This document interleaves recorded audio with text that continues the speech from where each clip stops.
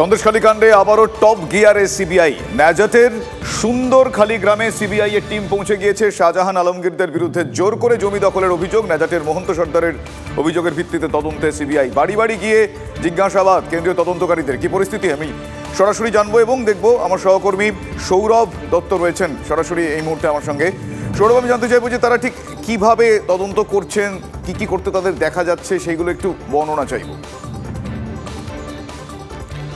শুভজিৎ, দেখো, কলকাতা হাইকোর্ট জানতে চেয়েছিল যে সন্দেশখালীতে জোর করে জমি দখল হয়েছে, জানতে চেয়েছিল যে সন্দেশখালীতে চাষের জমিকে পরিবর্তিত করে জোর করে মাছের ভেড়িতে পরিণত করা হয়েছে, তফসিলি জাতি উপজাতিদের জমি কি দখল হয়েছে, সেই সমস্ত প্রশ্নের উত্তর খুঁজতেই তুমি দেখতে পাচ্ছ সিবিআই আধিকারিকেরা এই মুহূর্তে ভেড়ির আল ধরে হেঁটে যাচ্ছেন সেই অভিযোগের সত্যতা যাচাইয়ে যে সিবিআই তদন্তের নির্দেশ হয়েছে সেই তদন্তের সূত্র ধরে সেই তদন্তের কাজে তারা এগিয়ে যাচ্ছেন।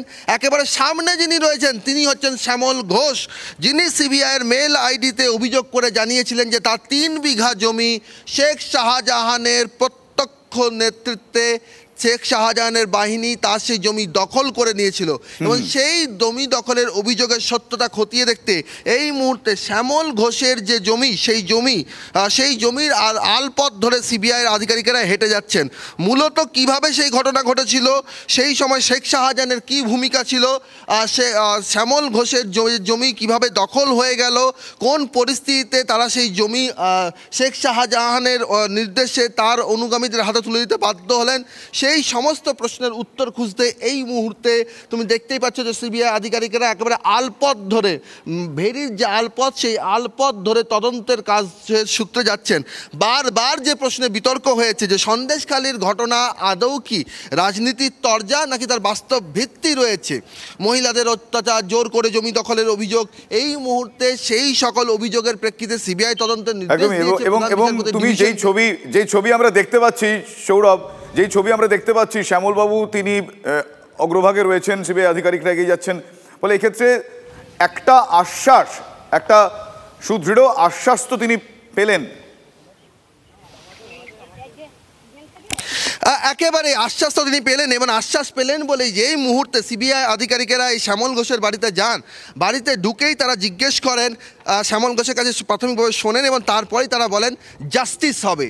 প্রথমে তারা ঢোকেন এবং ঢোকার পরেই তারা বলেন এবার কিন্তু জাস্টিস হবে, সিবিআই কোর্টে এই বিষয়টি এসছে, আপনারা জাস্টিস পাবেন, আমাদেরকে সহযোগিতা করুন, বলুন কি হয়েছিল।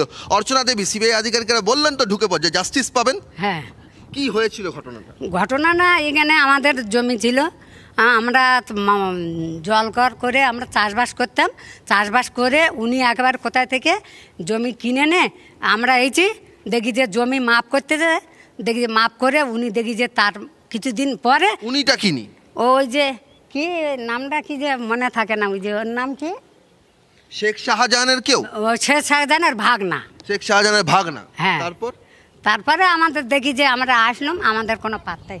বেশ, এবার তারা হয়তো সুবিচার পাবেন এই আশায় তারা রয়েছেন।